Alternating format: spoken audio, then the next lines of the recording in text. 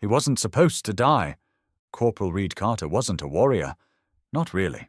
Not the kind who chased glory or wore blood like medals. He was a peacekeeper, deployed under the Terran Accord Treaty, a symbol of Earth's cooperation with the Galactic Concord.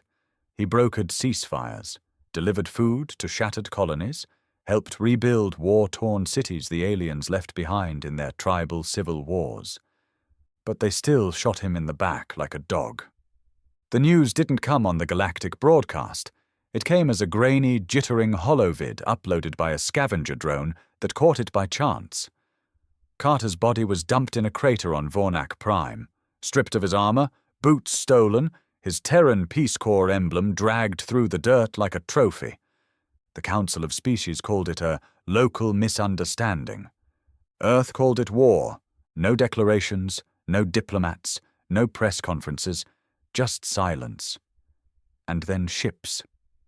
The 5th Orbital Strike Fleet broke from lunar dockyards within 72 hours.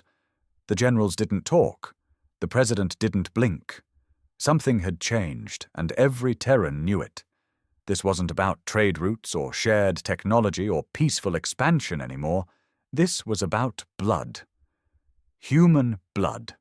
Spilled and laughed at by Xenos who thought Earth had gone soft. Major Dane Merrick stood at the edge of the hangar bay as his drop unit prepped for launch. 100 men. All volunteers, no conscripts, no green boys. Carter was his best friend. They went through the Mars campaigns together, trained rookies on Europa, and pulled kids out of collapsed ruins on Delta Harness. Merrick remembered the way Carter used to laugh, low and tired, but always genuine, like a man who still had hope in a galaxy that didn't deserve it. Peacekeeper, Merrick muttered, slamming a magazine clip into his rifle. They killed a peacekeeper. He didn't scream. He didn't cry. He just moved with a cold purpose, like all the warmth in him had been buried beside Carter. Commander Merrick. A voice crackled in his comms. Orbital slot cleared. Drop in 5. The men around him weren't shouting war cries. No chants, no slogans, just silent rage. Most of them had served with Carter. Some owed him their lives. All of them were here for one reason, to remind the galaxy that killing a human peacekeeper wasn't a warning to Earth. It was a challenge. And Earth answered. As the dropships burned through Vornak's atmosphere, the clouds didn't part. They shattered. Thermobaric wake trails ripped the sky into fractured blue veins. The locals below, reptilian nomads who called themselves the Kotor, scattered from their bone temples and sand-worn shrines, howling in panic. They thought the peacekeepers were Earth's strongest hand. They were wrong. The peacekeepers were Earth's mercy. And now, mercy was dead. Merrick hit the ground running. The dust didn't even settle before his boots crushed the skull of the first Kotor soldier, dumb enough to face him head-on. Plasma bolts ripped through bone huts, sent tribal elders screeching into firestorms. Screams echoed across the dunes. This wasn't war, it was vengeance. "You see that crater?" Merrick barked through the squad channel, pointing to the charred pit on their HUD. That's where they left Carter. "Orders, sir," one of the grunts asked, breath heavy. "No survivors, no surrenders. You kill them until the galaxy understands what a human life costs." The sun on Vornak Prime was a pale, ugly thing, like a dying eye that refused to close. The planet stank of sulfur, blood, and cowardice. Major Merrick moved through the ruins like a storm in human form, flanked by the iron wrath of Earth's elite strike team. This wasn't a clean sweep. It was a message carved in smoke and bones. He didn't need to speak. His men knew the tempo, tight movements, no wasted ammo, no hesitation. This wasn't just about Carter anymore. This was about every Terran aid worker gunned down by some backwater tribe with delusions of dominance. Every diplomat strangled in their sleep under false flags. every warning Earth swallowed to keep the peace. Merrick was done swallowing. The team advanced past the smoking remnants of a Kotor shrine. Incense still hung in the air, mixing with scorched flesh. Alien blood oozed in sickly colors across the sand, pooling under collapsed spires shaped like twisted horns. Movement ahead. Corporal Tanlo muttered into the comm, peering through his scope. Civvies. Looks like 2. Maybe a female and a kid. Merrick didn't flinch. Bunker. No cover. They're just standing there, sir. He approached slowly, rifle raised but eyes locked forward. The Kotor woman had grey scales, mottled with soot and blood. Her hands were shaking. The child clung to her leg, staring up at Merrick with unblinking orange eyes. You got 30 seconds, Merrick said coldly. Talk, or turn to ash. She spoke in broken Terran dialect, her voice cracked from screaming. Please, we not part of those who kill, not part of warriors. Merrick stared at her, unmoved. Then where were you when they butchered Carter? The woman flinched like the name burned her. We not see, we not know. We hide. Convenient. Behind him, a trooper raised his rifle. Merrick held up a hand. No, he said. We don't waste ammo on worms. Let them run. Let them tell what they saw. The trooper hesitated, then lowered his gun. The Kotor female didn't wait. She bolted into the dunes, dragging the child behind her, sobbing in terror. That's right, Merrick muttered, watching them disappear into the dust.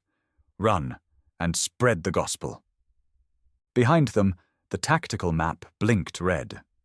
A large concentration of Kotor militia was converging near the old mining complex, one of the first colonial outposts Earth helped build during the early days of peace. Carter had been stationed there. Looks like they're regrouping, said Tanlo, tapping the map. Planning a counter-push? Merrick smirked, though there was no humor in it. Good. Let them bring everything they've got. I want to see what it takes to make them break. By nightfall, the Earth forces were already entrenched around the mining ruins. Sentries placed, thermal scanners primed.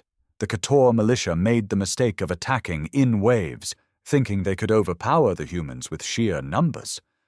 It didn't work. Merrick's team operated like clockwork, cutting them down with brutal efficiency. Not just killing, but making it count. Every corpse was a statement. Every burn mark a warning.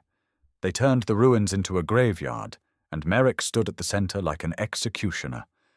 But even in all the chaos, he kept returning to the same small crater, the one where Carter was found. He stood there in the stillness between firefights, staring at the ashes and boot tracks. Someone had stood over Carter after he was shot, watched him bleed out, maybe even smiled. He would find that someone, and he would bury them in that very hole. Sir, Tanlo approached carefully. Intel drone picked up something weird. You'll want to see this. He handed Merrick the feed. Grainy footage zoomed in on a Kotor warlord cloaked in ritual armor. Not just a foot soldier. This one had authority. He was giving orders near the old cathedral ruins just beyond the ridge. But it wasn't his presence that caught Merrick's attention. It was what he held. A Terran Peace Corps dog tag. Carter's. Merrick stared at the hollow footage like it was a ghost dragging itself out of hell. The warlord's claws casually twirled Carter's dog tag like a trophy, something stolen from a man who bled trying to protect the very scum who murdered him. It wasn't just an insult. It was a message. They think we're weak, Merrick muttered. They think Carter was the best Earth had. He turned to Tanlo, eyes sharp. I want that bastard alive, you hear me? Tanlo nodded grimly. Copy that. The warlord was stationed near the old cathedral ruins, once a joint Terran-Kotor site meant for cultural unity. Carter had helped design its security protocols. Earth built the walls. The Kotor decorated them with bones and lies. It was supposed to be neutral ground. Now it was an enemy stronghold. Recon showed they'd fortified it since the murder. Turrets scavenged from old Dominion scrap. Dozens of entrenched fighters. Snipers along the ridge. It was a trap, obvious and open. Merrick didn't care. We hit them hard. No mercy, no delay, he ordered. I want the bastard holding Carter's tag on his knees before nightfall. The strike began at dawn. No dramatic music, no inspirational speeches, just the rumble of armored transports and the shriek of air-burst mortars. Merrick moved with fire in his gut and Carter's memory burning like acid in his chest. Every room they cleared, every alien they dropped, it wasn't for protocol. It was for vengeance. "Breach right!" Tanlo shouted as a plasma blast scorched the corner wall. Merrick didn't flinch. He slammed the breach charge himself, stepped through the smoke, and dropped 2 K-Tor with cold, clinical precision. Blood splattered the once ornate tiles. Tiles Carter helped lay down in peace. They kept pushing, step by step, clearing the cathedral like it was a tomb. Then Merrick saw him. The warlord. Larger than the others. Armor crafted from scavenged human tech. And around his neck, hanging like a badge of honor, was Carter's tag, still glinting under blood and grime. He didn't run. The warlord stood at the base of the shattered altar, raising his blade in some kind of twisted challenge. Behind him, 2 K-Tor guards raised plasma rifles. Merrick dropped them both in one breath. The warlord roared, charging with terrifying speed. But Merrick didn't blink. He sidestepped the lunge and drove his rifle butt into the warlord's jaw with brutal force. Bone cracked. The alien staggered. Merrick struck again, then tackled him into the altar, slamming the alien's head into stone until blood seeped into the cracks. "Say his name," Merrick growled, holding his blade to the warlord's throat. "Say it." The Kotor spat blood. "Carter." That was all he needed. Merrick didn't kill him. Not yet. He bound the bastard in steel cuffs, dragged him through the cathedral like a dog, and threw him into the transport with one order: interrogation by firelight. As they pulled away, Merrick returned to the altar. He reached down and picked up the tag. Reed Carter, Earth Peace Corps. It was bent, stained, and scorched. He wiped it off, held it tightly in his palm. "I told you I'd find him," Merrick whispered. But something gnawed at him. The warlord hadn't just kept the tag. He'd known Carter's name, spoken it without hesitation. That wasn't the behavior of a tribal savage who killed for sport. It was something else. A silence formed in Merrick's gut, because Carter wasn't just killed, he was delivered. The warlord sat in silence, chained to the rusted hull of a broken transport, eyes burning through the flickering light of the interrogation fire. His jaw was swollen, one eye sealed shut from Merrick's fists. And yet, he smirked, like the pain meant nothing, like Merrick's fury was expected. That smile twisted something deep in Merrick's gut. He crouched in front of the alien, knuckles still bruised, Carter's dog tag clenched in his hand. He held it up slowly, letting it catch the light between them. "Where did you get this?" Merrick asked, his voice low. The warlord breathed raggedly, then rasped in his thick, broken Terran. "He gave it to me." Merrick's heart skipped. No, that couldn't be right. They shot Carter in the back. The footage, the crater, none of that said anything about Carter surrendering his tag. "Don't lie to me," Merrick growled. The warlord coughed, blood dripping down his chin. "He came willingly. He said no more war.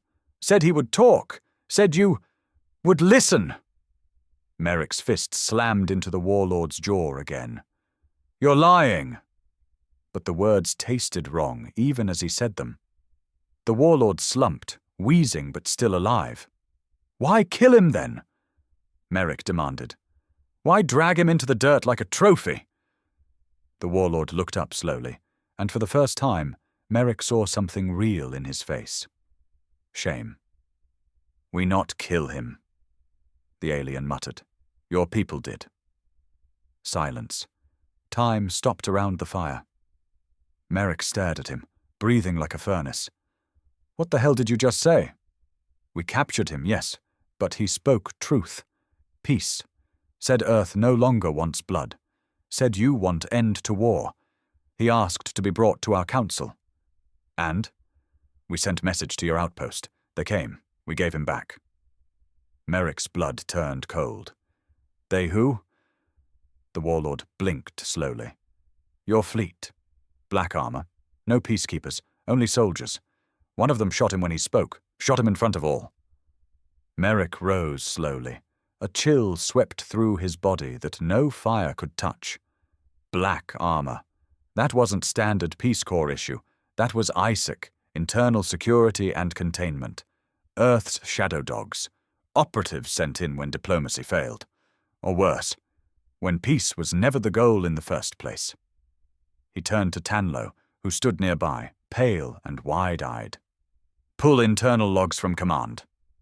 Merrick barked. Any unauthorized landings near Vornak during Carter's last mission. I want timestamps. I want cargo. I want manifest lists. Tanlo nodded and sprinted off. The warlord chuckled bitterly. Your friend was brave, too brave, said truth out loud. Earth did not like that. Merrick paced, rage shifting into something colder, deeper, a sickness that crawled beneath the surface of everything he believed. Carter didn't die because he failed. He died because he told the truth. And Earth didn't want peace. It wanted control. It always did. Later that night, Tanlo returned, face pale and unreadable. You were right, he said quietly. ISAC team touched down 3 hours before Carter's last transmission. No return logs, no report of his extraction. Names? Merrick asked. Tanlo shook his head. All redacted, even to Fleet Command. Merrick turned to the stars above, suddenly suffocated by them. He had marched onto this planet to avenge his friend, believing Earth's hands were clean. But now, under the weight of silence and buried files, something darker stirred in his mind. What if Carter hadn't been betrayed by aliens? What if Earth betrayed him? The air on Vornak Prime was heavier now, not just with smoke, but with doubt. Merrick had always believed in the chain of command. Orders, missions, protocols. It was the glue that kept soldiers from becoming monsters. But now that very chain was wrapped around his throat, pulling tighter with every truth unburied. ISAC. He'd heard whispers. Every soldier had. Ghost teams with no names, no insignia, no morals. They didn't fight wars. They managed narratives. If someone talked too loud about peace or cooperation, ISAC made sure the galaxy never heard it. And Carter, soft-spoken, honest Carter, had always talked too loud. Merrick sat alone near the crater where Carter's body had been dumped, the dog tag dangling from his fist. He remembered Carter's last message, sent weeks before his death. It was short, quiet, not even flagged by command. Something's off. Not the aliens, us. I'll explain soon. Stay sharp. He never got to explain. Merrick clenched the tag tighter until the edges cut into his skin. They silenced Carter, and they left his body in alien dirt, expecting the galaxy to blame the Kator and beg for human protection. And Merrick had done exactly what they wanted, stormed the planet, spilled blood, demanded justice. But it wasn't justice, it was a cover-up. He stood abruptly and marched to the warlord's cell. The guards stepped aside. The alien was still slumped, bruised but breathing. You're not dying here, Merrick said flatly. The warlord's eyes flickered open. You're going to Earth. You're going to tell the Terran High Council exactly what you told me. The warlord chuckled weakly. You think they will listen? Merrick nodded. Number, I think they'll try to kill you, but this time I'll be watching. He turned to Tanlo, who looked like he'd aged 10 years in a day. I want a shuttle ready in 12 hours. I want ghost protocols, no flight beacons, and a cloaked re-entry route. Sir, if Command gets wind of this, they won't. Merrick growled. Because you're going to wipe every trace of this op off the logs. As of now, we're ghosts. Tanlo swallowed, then nodded. Understood. Merrick started walking back towards the bunker, but his mind spun like a dying engine. If Isaac had silenced Carter, how deep did it go? How long had Earth been manufacturing its enemies to justify expansion? And what the hell else were they hiding? Later that night, Merrick sat at the comm station. Alone. He stared at the encrypted uplink interface, fingers hovering over the keys. He shouldn't do this. The penalty for unauthorized contact with civilians was court-martial at best, disappearance at worst. But he needed someone who still cared about truth. He opened a secure line to New Geneva, his brother's location. A former journalist turned data archivist, buried in the Terran knowledge vaults. It's me, Merrick typed. Carter didn't die in a firefight.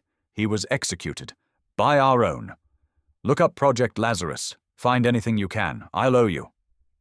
He hit send, then deleted the log, then burned the backup, then smashed the terminal for good measure. 12 hours later, the shuttle launched under the black of night. Merrick watched it disappear into the clouds with the warlord strapped inside and a data core full of evidence tucked into the flight bay. He had just broken at least a dozen federal laws, and yet it felt like the first honest thing he'd done since setting foot on this god-forsaken planet. Tanlo approached, silent. You really trust that thing? He asked, nodding toward the now empty sky. No, Merrick said, but I trusted Carter, and someone has to finish what he started. Behind them, the crater remained, a scar in the dirt, a reminder. Peace was never free, and Earth wasn't innocent. 2 weeks passed. The silence wasn't just long, it was intentional. Merrick knew that kind of quiet, not the kind born from bureaucracy or delay. This was the kind where people vanished, the kind where entire reports got shredded without a trace, and the ones who asked questions transferred off-world. Tanlo had said it best on the 3rd day. They know. And they did. Merrick could feel it. Surveillance drones loitered a little too long over his quarters. The supply requests got delayed. His team's comms glitched more often, like someone was listening, watching. Then the reply came. It wasn't through standard channels. It was buried in a boot sequence of a reconditioned dropship engine, hidden in a diagnostic feed like a secret passed through clenched teeth. Merrick decrypted it manually. His brother's voice came through, ragged, whispering, scared. You were right. Project Lazarus wasn't a war doctrine. It's a purge list.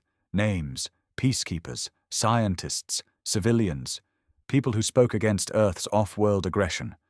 Carter wasn't the first, just the loudest. And they're coming for me. I've already packed. You need to finish this. Whatever it takes, send it public. If I vanish, make noise. The message cut off mid-sentence. Merrick sat frozen in the cockpit, fingers trembling against cold steel. A purge list. Earth had officially begun eliminating its own people for peace advocacy. Not just controlling the narrative, erasing it. He looked over at Tanlo, who had seen enough. The younger soldier had changed. No more naive loyalty in his eyes. Only grit. We have to go back, Tanlo said. Merrick nodded slowly. To Earth. Number to the K-Tor. We need the Council. Not just one warlord. The whole damned tribal system. If they testify, if they speak, all of them, then we don't just show Earth's betrayal. We show the whole galaxy what we've become. It was a dangerous plan. Insane, even. But it made sense. The Kotor were fractured, yes, but ancient, deeply spiritual, and connected through tradition. If Merrick could get them to unify long enough to publicly declare what happened to Carter, if they exposed Earth's deception under the Galactic Concord broadcast net, there'd be no hiding it. "Suit up," Merrick said. "We're going tribal." The journey across Vornak was brutal. Kotor territory was divided by centuries of infighting and blood feuds. Merrick and Tanlo rode through war-scarred ravines in stolen sand gliders, dodging rogue clans and acid storms.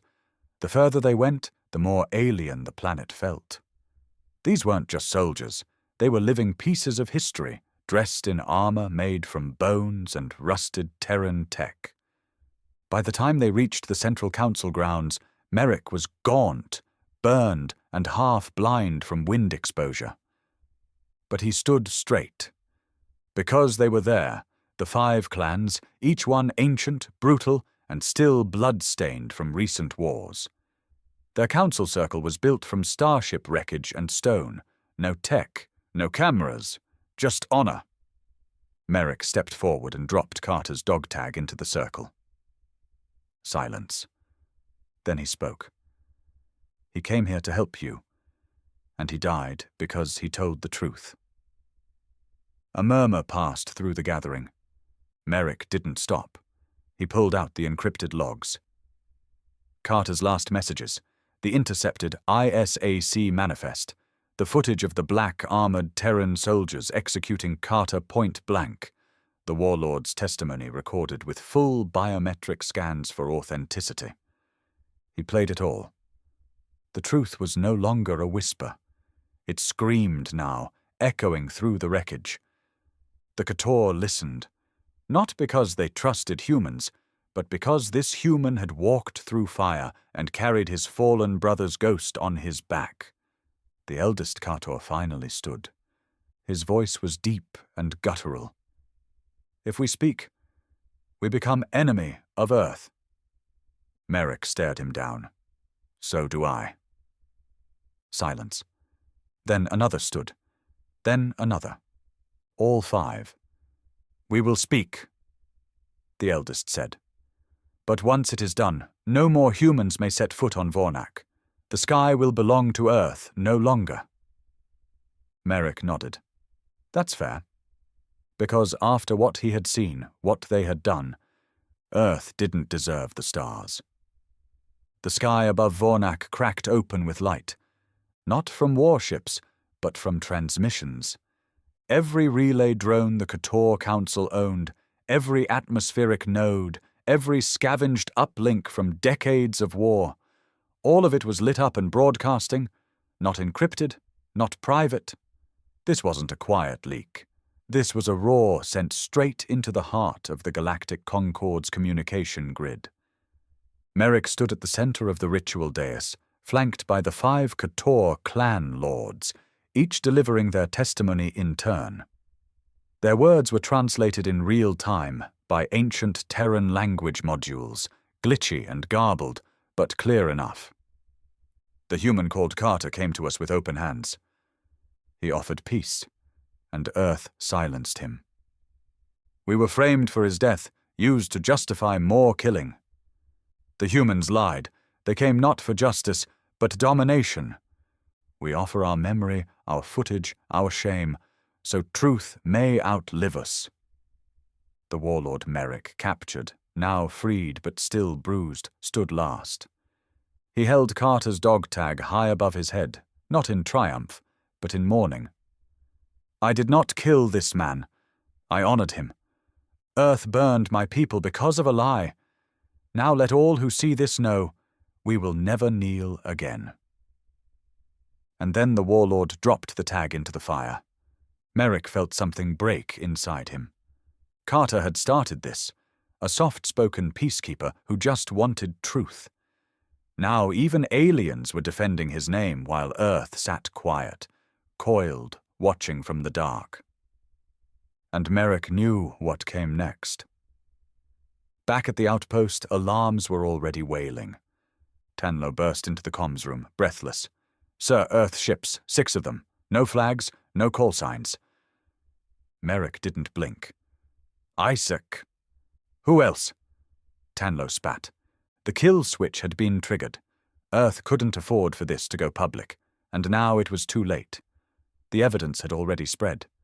The Kator message had been duplicated across conquered nodes, stored in a dozen shadow caches. The truth was out, but Isaac wasn't coming to bury truth. They were coming to bury everyone involved. Merrick stared at the tactical display. How long before orbital breach? 10 minutes. He looked around at the few soldiers he still trusted, men who had seen the war unfold, men who didn't flinch at the truth. This isn't a suicide mission, he said, but we're not running either. If they're coming to erase us, then they better bring everything. Tanlo cracked his neck. Guess it's time to remind them the sky belongs to Earth, too. The line drew itself. Earth wasn't a monolith, not anymore. There were still humans who believed in truth, in honor, in Carter. And Merrick would not let Isaac rewrite history in blood one more time. He issued the command. All defense units, active. Auto turrets on manual override. Aim for hull stress points. No survivors. The Kator warlords stepped beside him, blades drawn. We fight with you, one of them said. Merrick looked at him, surprised. Why? The alien's answer was simple. You lost your brother, so did we. The first dropship came in hot, fast, heavy, armed to crush. But it didn't land. It exploded midair, torn open by a direct plasma lance from a Kator Ridge battery. Cheers erupted in the canyon below. Merrick gave no order. His team moved like fire, darting between stone and steel, picking off Isaac infiltrators as they tried to land in the ruins. The battle was brutal. Isaac troopers wore reflective black exosuits with suppression shields, designed to survive ambushes, explosives, even orbital fall damage. But what they didn't have was rage. What they didn't understand was what happens when a peacekeeper dies unjustly and his brothers decide to burn down the system for it. Merrick took 2 rounds to the shoulder, still didn't fall. Tanlo lost half his squad in the first 10 minutes, but kept advancing like a man with nothing left to lose. By the end of the hour, the canyon was a furnace of wreckage, and Earth's finest ghosts, dead in the dirt. As the smoke settled, Merrick limped to the edge of the battlefield, blood running down his side. A Concorde drone hovered overhead, blinking a soft blue. Live. Recording. He looked up and spoke directly to it. To the Galactic Council. You wanted to know what happened to Peacekeeper Carter. Now you do. He held up Carter's second tag, retrieved from the warlord's quarters after the transmission. And to whoever gave the order to kill him, I'm still alive. He let the tag fall. I'm coming. Merrick didn't leave Vornak as a soldier. He left as a symbol. The Galactic Concorde issued an emergency ceasefire on all Terran operations within contested alien regions, citing potential war crimes under investigation. But Merrick didn't care about Concorde protocols anymore. They had stood silent when Earth lied. They stood silent when Carter died. He wasn't flying under any banner now. Not Earth's, not Concorde's. He flew black. His dropship was a retrofitted Kator vessel, built from stolen Terran alloys and tribal repulsors. No transponder, no beacon, no official record. It moved like a ghost through the stars, just like Isaac used to. Only now, the ghosts were being hunted. It took weeks to get the clearance codes, weeks more to dig through back channels, braving corrupt info brokers, intercepting Isaac's movement logs. But the pieces came together. His brother was gone. Disappeared 2 days after sending that final message. Data purged. Apartment wiped clean. No death certificate. Just nothing. But one thing survived. A single entry point in Isaac's security relay logs. buried deep in a non-civilian orbital platform near Saturn. Designation: Helix Black. A place that didn't officially exist. Merrick found it anyway. And he brought hell with him. The orbital station floated like a tumor above Saturn's rings, masked by radiation fields and cloaked satellites. No crew manifest, no docking port codes, just a spinning fortress full of secrets. Merrick docked by force, cutting into the underbelly with magnetic claws and a hull breach engine. By the time the first alarm went off, he was already inside. The corridors were sterile and silent, lights flickering with that cold, artificial hum only high-level black sites had. He moved like a shadow, rifle tight in hand, Couture blade strapped to his back. This wasn't war anymore. This was surgery. The first squad he encountered never even raised their weapons. Merrick cut through them like he'd been born to it. Fast, ruthless, efficient. He wasn't fighting for survival, he was delivering a message. At the central command room, he accessed the mainframe. The logs spilled out like rot from a wound. Project Lazarus, 317 entries. Status, 236 terminated. Category, internal threats, peace advocacy, diplomatic defectors. Final entry, target Reed Carter, terminated for breach of alignment protocols. Subject sought to reveal non-consensual militarization of joint aid missions. Disposal complete. Blame redirected to Kator tribal incursion. And there it was. Carter was executed for telling the truth about Earth's own manipulation of peace efforts. He didn't just want peace. He had proof that Earth was never interested in it. They silenced him to keep the war machine running. Merrick stared at the screen. Hollow. It wasn't about vengeance anymore. It wasn't even about Carter. It was about making sure Earth could never do this again.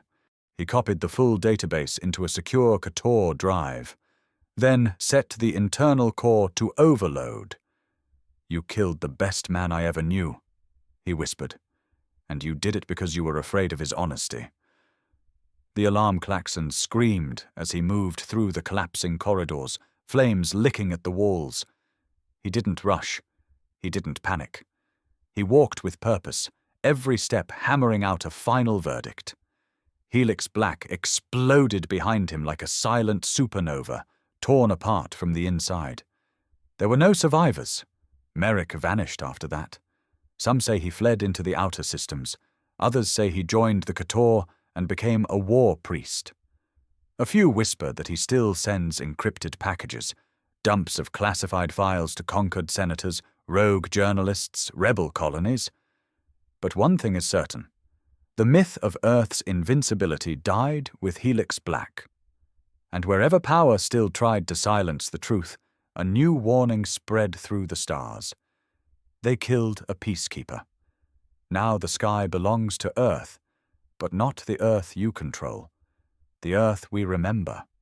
Reed Carter's final message, recovered and broadcast by an anonymous source, now etched on 1,000 walls across the galaxy. And somewhere, in the dark space between systems, a man still wears a bent, scorched dog tag, like a promise. Never again.